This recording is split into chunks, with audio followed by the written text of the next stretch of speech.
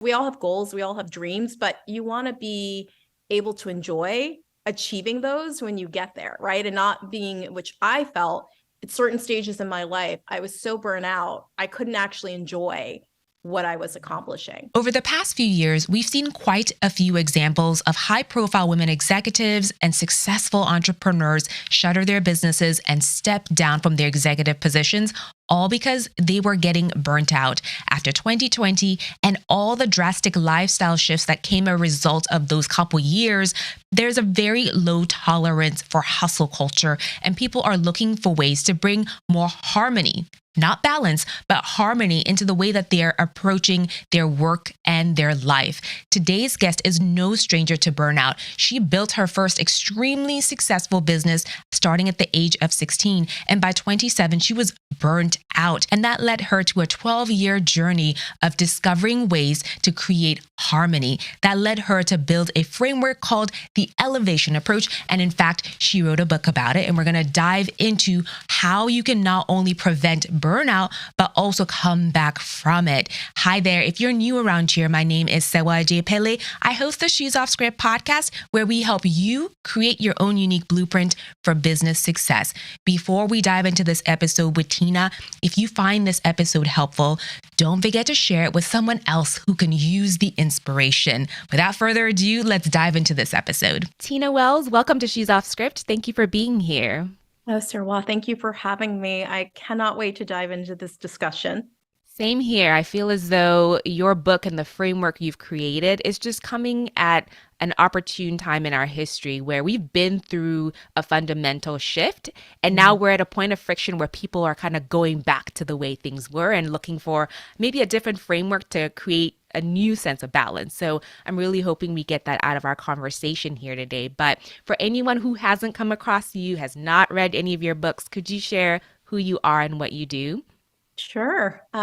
Goodness, it's a story that I feel like I've told a million times now. So always trying to find a way to make it sound a little bit different. But, the quick story is that I was an accidental teenage entrepreneur. I started my first company, which was a marketing company, when I was 16. And by the time I was 27, I had already burned out. And so when we dive into what the elevation approach is, it's really something I created for myself to help me, get out of the pattern of like starting and stopping things and getting super excited and really bringing big visions to fruition. And so ever since I started seeking this, path, I would say, to work-life harmony, I found that I've been able to create a lot of things and be really successful with those things. And so I've authored 20 books to date. Four series in middle grade. I have an adult marketing book, and then I have obviously the elevation approach and our workbook. But we're going to get into how I've done all these different things, from serving on boards to, running programs at Wharton to, building a few different companies. And I get to do it all in a way that allows me to have work-life harmony. And so I'm really excited to share that today. Wow. When you think about the hustle culture that we've had and in some ways still have, I feel like what you described for us is the ultimate hustle. You were establishing dreams fairly young and chasing after them, and just really gathering those big goals. So, just in the spirit of before and after here, what did the average week in your life look like while you were doing all these things, writing 20 books, lecturing at Wharton Business School, which is a prestigious program? What did life look like for you? So it's important to note that I've done 14 books in the last 3 years, right? So I've been more productive when I actually realized what work-life harmony looked like. But you're totally right in that, I graduated college in 2002, immediately opened up an office in New York City. So think about what New York was like. It still is to this day, right? I feel like when I go to New York City, it's all about hitting the pavement hard. Like, well, that's not true. I think I've changed a little bit. But at that time in life, New York was definitely about doing as many things as you can do. The vibe is totally different than LA, right? LA just prohibits you from having like 8 meetings in a day because you just can't physically get to that many Yeah. places. But in New York, you really could, grind from an 8 a.m. breakfast to 8 a.m. dinner. And I was loving it. I felt like I was so grateful. at that stage in my life for every opportunity, every potential client, that there was nothing I could say no to, Mm. every board offer. And so I just said yes to everything. And I realized, at a certain point, I had just put too many things on my plate that actually weren't producing what I considered to be work-life harmony for me, right? And so I think a really important thing to note about this book is I'm going to ask you so many questions about who you are right now in this moment, how you want to show up in your life, who's important in your life, to help you really get to a formula of what work-life harmony looks like for you. And that was really the journey I was on, to figure out what that actually meant for me in my life. Mm. Now, I feel like we live in a time, as I said, where people are doing what you just described. They're hustling, they're trying to accomplish their goals, and they may not even real or recognize the signs of burnout. So, what did burnout look like for you when you had your first one at age 27? I think if it's just feeling like work was too much, physically not feeling well, Mm-hmm. overexhaustion, right? Like the classic burnout. Yeah. I think now, understanding what work-life harmony feels like, I can feel like things are a little bit off. And then I understand what ritual I need to do, or what I need to do to like get myself back into the zone. But Mm. at that time, I don't think I fully understood it. I think in hindsight, understanding, like, when you look back, you're like, oh, that feeling I had in my stomach every time I had to go to an event, or my hair falling out, like all the things I can go back and piece together now. I'm like, oh, that was my body giving me a sign, right? I think over the last few years, I have friends like Kate Northrup who have come up with these amazing books, right, around body first, business second, Latham Thomas, right? There's some women who have really taken on exploring that connection between our bodies and the way we work. And I think I just didn't have that connection at that stage in my life. I could drink a Starbucks and not eat a meal until 3 o'clock. Like now I would never, you know what I mean? But Mm-hmm. there are those things that were all part of a hustle culture that I think we all were buying into. And for me, it was, no vacations. I grew up with, like, I'm from South Jersey, or Jersey. And so I grew up in New Jersey, rather, from Lancaster, Pennsylvania. But in that whole thing, it was like summer at the shore was a big thing, right? Family trip to Disney World. So I grew up understanding like the reward that you celebrate, that you have fun. But again, I think for many of us, when we get into our first big job, or we get into starting a business, we feel the assumption is that we're going to hustle 24/7 to build that out. Mm.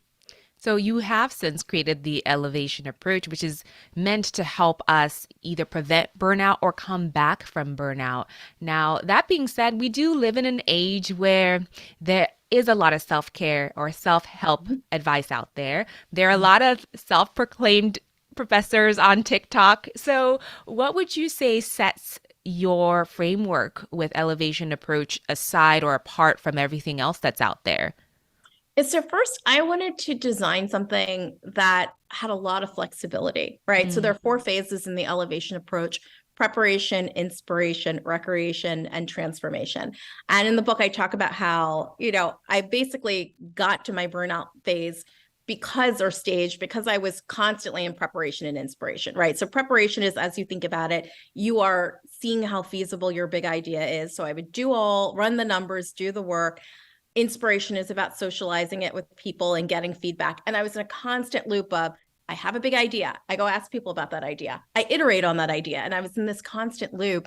And what I realized is when I integrated recreation, which is really finding a moment to take a pause, that is what really allowed me to pull everything together and actually launch the thing, right? So in talking about like, how did I know I was in burnout?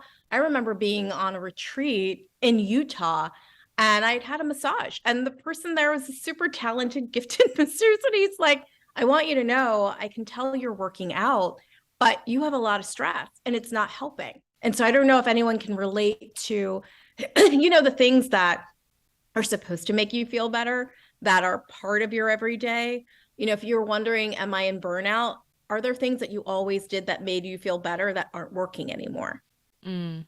Those little band-aids. And I realized that, at the time, my soul cycle classes, all those things were actually just helping me burn out. They weren't actually giving me what I needed. When I started doing more work with my doctors and started to understand my body, I understood the workouts I needed and just what I needed to actually ground. Like I am the type of person who needs something that's way more grounding, right? Like I spend so much time kind of like on that hamster wheel. I need to actually get off and do the thing I dreaded, which was yoga. Like I dreaded that idea, but that's what I need. And so I Mm, think to answer your question about what makes this framework different is I'm not going to come in, besides giving you these 4 phases, I'm not even going to tell you that you have to do it in order. I'm going to just say, here are the tools, but until you know what you want and what work-life harmony looks like for you, you can't come up with this plan, right? So I'm not going to say dive into this plan and then work-life harmony will appear. That's not how it mm. works. I'm going to ask you to kind of really get to know yourself again, get to know who you are post-pandemic, get to know who you are at this stage in your life, and also hopefully give you some freedom to say, if you had dreams and goals 10 years ago, you don't have to still have those same dreams and goals. You can Mm. change, you can evolve. And this is really a blueprint to help you as you're seeking this better quality of life. Ooh, I love that. So now that we are starting to see what burnout looks like and see the importance of looking for another way, where do you recommend we start with seeking out work-life balance? And so when I thought about, why work-life harmony over balance, right? Balance Harmony, is, rather. yes. So, right, balance is a scale. If you think Mm-hmm. about a scale, think about periods in life where you're working a lot.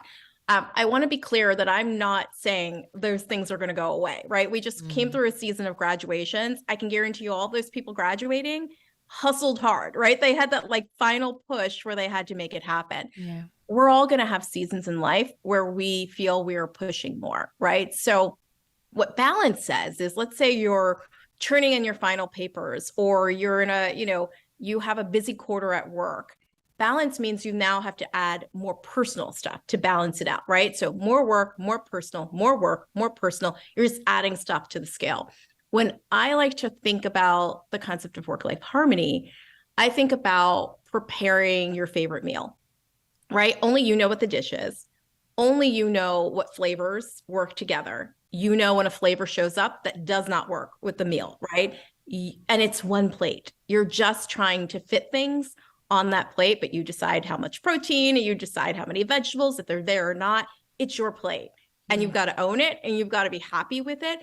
But I'm not telling you get a plate and just keep piling, right? I'm saying you've got to figure out what that looks like. So if you are in a busy season at work, it is probably impossible that you're going to then book a major trip, right? Mm. But what you can do is say, you know what harmony feels like for me? It feels like seeing my friends once a month. So I'm going to put that on the calendar. And when I'm busy at work, I'm going to keep looking forward to that 2 hours, 3 hours I'm going to have, and I'm feeling better, right? So that is just the goal, is to say, how can we get you feeling the way you want to feel? Because we all have goals, we all have dreams, but you want to be able to enjoy achieving those when you get there, right? And not being, which I felt at certain stages in my life, I was so burnt out, I couldn't actually enjoy what I was accomplishing. Mm. So you've talked about your 4 phases, and before even getting into those 4 phases is knowing what balance looks like for you. But when we're ready to prepare, what does preparation look like? So in the preparation phase, and we've talked about the 4 phases, but what I decided you needed, right? I'm like, well, you could kind of get stuck in a phase, right? So I developed these 12 principles of instant elevation, and each phase has 3. And so in preparation, it's declutter your space, get curious, and know your numbers. So why those 3? I think whenever I'm starting to feel overwhelmed, right? I just went through this like a week or so ago where I was thinking about what my summer could look like and I felt overwhelmed. And I immediately didn't even realize I went into this massive decluttering of my personal space, my bedroom, my bathroom. And I feel so much ease now when I'm in that space and so open. And I didn't realize how it was stressing me out, that, and I had a busy spring. I was traveling a lot, but I didn't even realize how affected I was by the clutter in my space, right? And so when Mm. I say clutter, think about digital clutter, right? Like I feel better when my inbox is clean. Maybe your calendar's got a lot of stuff you didn't RSVP to, and you don't know why it's on your calendar. Like, take 5 minutes and declutter that, Mm. emotional things like there's a lot of clutter that we carry that keeps us from feeling that harmony that I'm talking about. And then get curious. I think it's really important to have a practice around curiosity. I don't think it's something that can be taught in a way, but I think Mm-hmm. we innately are curious as human beings. We have to nurture it, right? And I think sometimes we're taught things are only like appropriate in childhood and then you have to outgrow, but I don't think Yeah. you should ever outgrow curiosity and being interested in something new, right? And so just having a new interest or something you don't know how to do that well, like get curious. And Mm. then finally, when I talk about knowing your numbers, I'm not just talking about money. Obviously, it's very important to understand that big number, but for me, like I wear an Aura ring every day. I want to know what my sleep score was from the night before, so I understand how ready I am for the day ahead. And it really helps me plan energy. You know, there's so many numbers that I keep on top of related to my health, but knowing the important numbers. I remember at one stage in life when I was really busy, it was like, how many times am I seeing my friends and family in a month? Because it really grounds me and it's super Mm. important to my work-life harmony. And so I have to track it. So getting into the practice of tracking the things that are really important to you, you will find that once you notice they're missing, you know what to do about it, right? Right. And so Mm-hmm. often we don't know what's missing, and we don't take the time to do that inventory, that we don't even know what those numbers are. So awareness is very important. And I Absolutely. believe I read in your book that when you see the clutter, don't just jump straight in to fix the clutter or clean it up, but try to be introspective about how did I get here? What am I doing in my life that leads me to clutter? And I didn't realize that I needed to do this until I saw that, because there are times where I'm super busy and allow the clutter to pile up. And then all of a sudden I'm like, I've been feeling off. Let me clean up. And then it's like a reboot for me. Mhm. So that I thought was an extremely important point that you brought up just within that phase. Yeah, and like even for me, when I was like, how did my bathroom room get to looking? I Mm-hmm. was like, oh, because I've been on the road for 3 months. And so what I really need to do is a hard reset. And I just honestly can't tell you how much better I feel from doing something like that. But it could be like it's a new season. You need to clean up your desk, Yeah. obviously. I know a lot about desk stuff as I have that home office line at Target right now.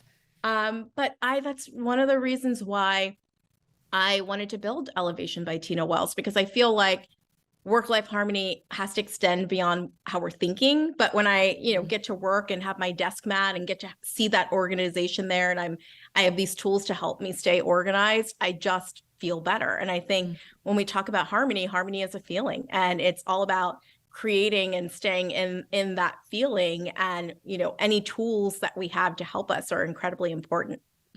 So I will let our listeners here learn about the next phases of your elevation approach when they pick up your book. But I'm very curious. I think a lot of women who probably benefit from your framework are type A. They are go-getters. What tends to be the biggest block to them adapting your system, whether it's mentally or physically? So you've just described me, and I will tell you, Guilty. my biggest issue with my own system, it's still to this day, it's my biggest thing, is recreation. And recreation is what is transformational, right? When you are at a place, and we all are doing this now every day, we take in so much information. We are constantly processing information. And recreation is giving yourself a moment to process everything you've just taken in. And I think it's type A, we see it as rest, or we see it as like, crashing on the job, not continuing. And that was the biggest mistake I made, and I continue to make. I can't tell you, like, I know that this fall is all about transformation for me. And I will say, for me, the elevation approach also follows the season. So like winter is preparation for me, spring is inspiration. Hence, I was like on the move. That is the season for me for that. Mm, Summer is recreation and fall is transformation. If you think about I it, for many love of us, it. we come back from a summer holiday and we really run ourselves into the ground until the end of the year, right? That probably won't change, right? So what I started to think about was, well, my summer seems really light, and how can I add a bunch of stuff to it, right? I immediately got to this type A place of like, but I can fit all these other things in and maybe I need more trips. And then I said, I got to stop myself, because if I do that, if I don't allow for this period of rest, right, reflection, I won't have the juice to transform. And so to type A people like me, I want to say, I'm not asking you to try it with like a sabbatical. Like my buildup was a sabbatical 4 years ago that completely changed my life. I'll say start with 15 minutes. And then once you see that there's been some productivity from that, then go to 30. And then you will find that it's the easiest thing to do to say that you're going to do some recreation because you see it paying off. When I would come out of like a short walk or a quick conversation or something and realize I was problem solving or working way more efficiently at the end of my day, I started to realize it worked, and I will say I also live my day in the elevation approach. So my mornings are preparation, my afternoons are inspiration, hence when I'm more social, like filming a podcast. And then I have to have some recreation in the afternoon. I don't know if any of you guys experience that afternoon dip. That is the time to get some recreation. Because we got to bring it all together and transform, right? At the end of the day, it's like, got to bring the day together. My days are a bit longer now as I do some work in China. So I have to, have a work day that goes to 8, 9, 10 o'clock at night. Some days I need that little break in the early evening to help me, continue to go. Maybe break down what a day or even a week in your life looks like now that you've been able to fully adapt in the elevation approach. I think I like that you showed us macro level what your year looks like, but what does a day in your life or a week in your life look like now? Yeah. So like I said, I start my mornings with preparation, right? And so that is like the time where I intake, right? So we know it's decluttering your space, getting curious, know your numbers. I do a lot of that in the morning. I'm curious about what's going on in the world. So I start with like my world news update. I normally have a ritual in my morning where I'm like making a drink of some sort, hot, cold, anything in between. It's summer now. It's like iced coffee and oat milk. So I take a couple minutes to do that. I'm catching up on emails from the night before. So I really am not as outward focused or talking to other people. That becomes my late morning through afternoon, right? Where that's inspiration phase. Like I said, I'm way more social and out and about. And then at some point in the afternoon, I need some recreation. And once I have that, I kind of have my energy to continue through the end of the day.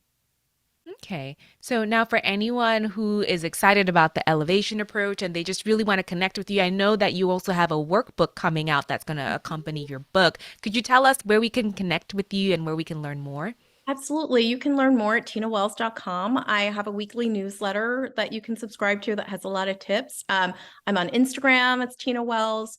And I'm so excited to connect with any of you and chat with you and chat about the book and the elevation approach and the target line. And I just love connecting with people and talking about this method.